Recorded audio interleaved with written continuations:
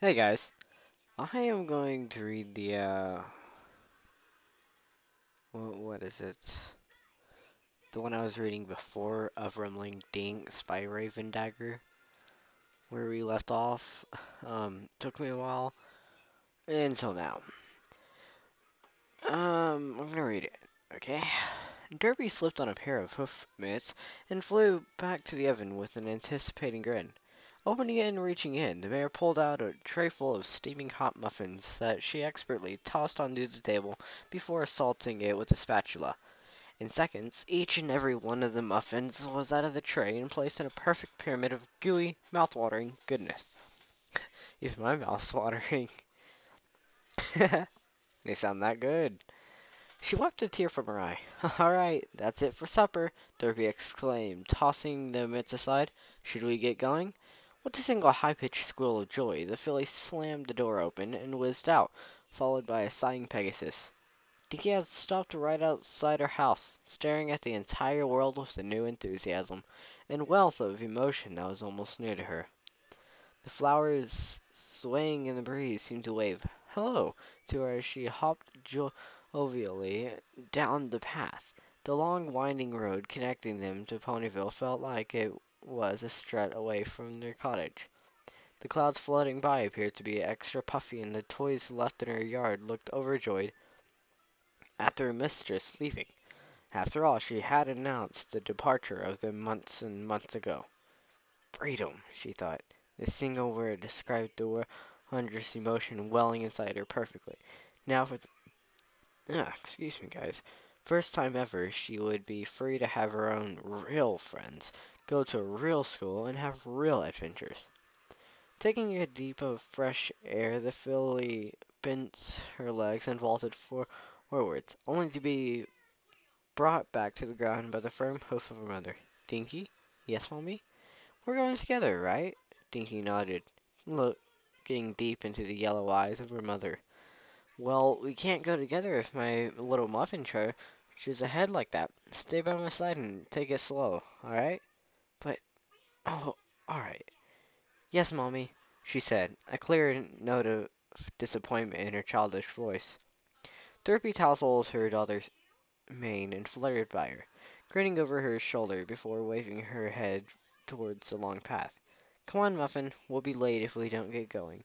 You want to make a bad impression on your first day." "Right. Oh, you don't want to make a bad impression on your first day." Yeah, grammar. "Right," Dinky exclaimed, refusing to let her good mood be abated as she set off at a trot. The gray Pegasus shook her head, smiling as she followed her daughter, and marveled at the little filly's infectious enthusiasm.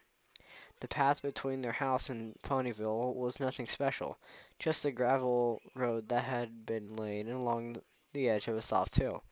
Along its borders wild fall flowers were in bloom, trying to get as much as they could out of the soon-to-be dwindling sunlight. It was on this path that Dinky and Derpy trod, one taking slow and mature steps, the other flying through the air with the occasional beats of her gray wings. "I get to go to school! I get to go to school!" the filly sang in an undertone as she marched ahead, her mind an absolute cornucopia of thoughts, ideas, and imagines. "I wonder if the teacher's nice. How many friends will I make? Did I bring my pin? Oh, I should bring Lenore with me next time. What will Mommy use? The straight route or the curved one? The first is simpler, but the later cuts an entire minute off, thanks to morning traffic and congestion of the town center. Not to mention the probability of meeting some pony Mommy knows is cut by 8%. At the same time, both ponies reached the end of the path and the beginning of the town proper, announced to them by the presence of half a dozen thatched-roofed homes set in haphazard line. The roads of Ponyville rang of homeliness and simplicity, every detail making the filly feel unsafe and secure as she trotted along.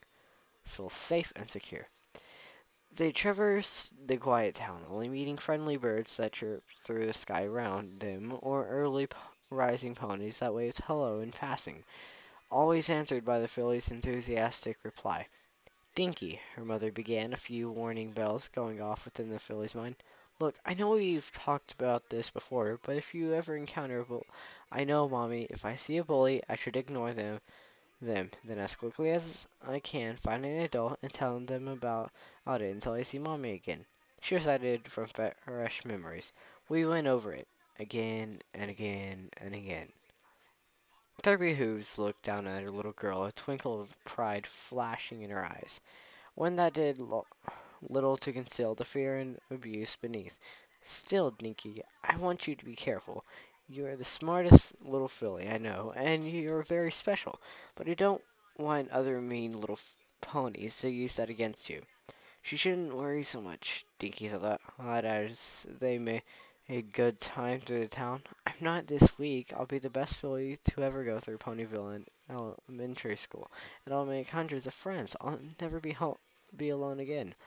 This isn't like last spring. I'm not the same naive little filly anymore. And don't forget to study, her mother went on as they arrived at a fork in the road. Without pause, Dinky stuck to the left route, trotting around the back of the town hall to avoid the busy square. The little filly ignored her mother, focusing rather on the new sights and smells around her. From the bustling street corners where ponies gathered to gossip to the quiet houses marked by a cheerful dignity permeating every garden and entryway. Some pony somewhere was baking an apple pie, the smell of it whispering through the air and tempting any and all with only the faintest wisps before fading into obscurity. Along the sidewalks and running through the center of the road were other colts and fillies. All of them were heading towards the far end of town with school bags bouncing on their backs and lunch pails wobbling from side to side. Oh, the other students, my future classmates, Dinky thought as she resisted the urge to bolt ahead and greet them. It wouldn't be very tactful. The sight of so many ponies her age, all of them running for the same objective with varying levels of glee and excitement, sent a tingle down the filly's spine. I want to be like them, she thought, longingly, her trot increasing without notice. Her mother kept pace, giggling under her breath at Dinky's contagious excitement. If the map was accurate, Dinky thought as they approached the final corner, the school should be. The filly stopped in her tracks, eyes widening as they realized that the object of her dreams, one she had looked at with envy many times before, as now within her grasp. Ponyville Elementary rose out of the ground, a shining beacon of education, friendship, and hope. Pastel pinks and soft whites covered its entire wooden surface, most of which was trimmed with elegant yet welcoming scrollwork. Atop it all was a simple steeple hiding a shiny brass bell, one that quietly rests in eager anticipation of being rung. Dinky began to prance on the spot, impatiently waiting for her mother to gently coast forwards to her side. Her young eyes slipped from her not mouth, to the folds entering the grounds around the school. Instantly she recognized some from her few jaunts into the town. In the shade of a tall tree, a white unicorn filly was leaning against a scrawny-looking Pegasus, with his wing wrapped around her, both sharing a moment of tenderness. Near the entrance, Diamond Tiara and Silver Spoon were giggling at a joke only they understood. Out of the town proper, Scootaloo and Applebloom raced one another, red-faced as they finally slowed to a stop while the Earth Pony loudly proclaimed her victory. Where are all the moms and dads? The filly wondered as she looked over the sea of foals, noticing children of every age and size, but not one adult. Don't tell me my mom's the only one. The filly looked over her shoulder at her mother, her discerning eyes locking onto every little fault she had found. From the stains on her coat to the familiar way her eyes roamed about, to the dopey smile that had always been a comfort to her. Biting her lower lip, the filly approached her mother, feeling her face redden at every step. Okay, Mommy, thanks for bringing me. I'll be back later, alright? She asked as she smiled up to Derpy. Please go back. Please go back. Come on now, my little muffin. We're almost there. Let me at least see you get into school. Into the school. Without any further argument, Derpy slipped by her filly and headed to the school as she folded her wings to the sides and carried on. Head Head held tall as only a proud parent could. Tinky began to gnaw at her lower lip, searching desperately for a way out, but found no solace in the simple homes and tiny packs of foals running free, only potential problems. Finally deciding herself, Dinky charged after her mother and out of the wall of homes on the town's edge. I have to stop her somehow, otherwise all the others are going to laugh at me, she concluded as she redoubled her efforts, hooves beating at the ground with a thundering rhythm. 3 roads led to the school, each one going through a different block of houses, and each one intersecting at roughly the same place to become a single path. Along that long path were trees, shrubs, and the occasional flower bed filled with fall perennials, and place where the foals of Ponyville could play and talk and have as much fun as they could between sessions of grueling home schoolwork. It was at the edge of that path that Derpy stopped, turned around, and smiled patiently at her daughter as the filly caught up, panting from the sudden sprint. Hurry up, my muffin, I have to talk to Miss Shirley. No, I can't have her be that close to the others. Mommy, wait, I want to. Dinky began to say. It was the tiniest of stones that stopped her. Merely a pebble large enough and smooth enough to make the filly trip. For the briefest of seconds the filly was airborne. Her body bent forwards and above the ground as she seemed to take flight. Air whistled past her ears as her mane fluttered behind her, loosened by the flight. Gravity took hold of her, pulling her down and towards the hard sidewalk. With a hard oomph, Dinky crashed into the pavement, her rump lifting into the air and her saddlebag sliding along her back as her lapels opened and dumped the bag's contents across the ground. Not exactly the impression I wanted to make, she thought with a groan, a light cascade of pain rippling through her before she thumped back down onto her hind hooves and shakily stood up. A pair of hooves held onto her, helping her stand and keep steady. Are you okay? Some pony that was definitely not her mother asked. Blinking back a face full of tears, Dinky looked into a pair of compassion-filled eyes, purple ones that seemed to bite right into her soul, and suck out anything intelligent she could possibly have said. "Where's my mommy?" she squeaked after a moment's inspection. She saw the mare she thought was far ahead, talking to a dark stallion, and a smiling Miss Shirley on the edge of the school ground. The 3 adults formed a triangle as they shared in a quick and mundane conversation right in the center of the winding path. The colt blinked, then smiled kindly before letting go to land on all fours. "Are you okay?" he asked again, a twinge of worry marring his gray features. Dinky Hooves broke eye contact, regaining a bit of herself. "Is that?" "I'm okay, yeah," she said before sitting back down. It was at that moment that her saddlebag slid back into position with a whoosh and a thump, the sound hollow and empty.